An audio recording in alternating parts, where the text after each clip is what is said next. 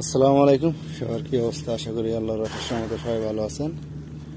বহুদিন হইল ঠিকঠাক মতো মাছ মারতে পারি না।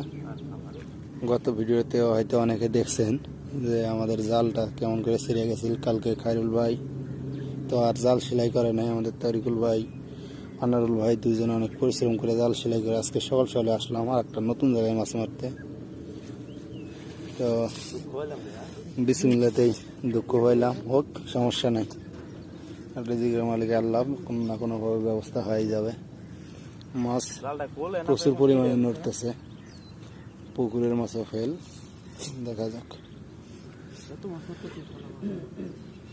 এখন বর্তমান সাগরের জোয়ার টানতেছে, পানি টানতেছে। খেলা না হয়ে যাবে ইনশাল্লাহ, আশা করা যাক।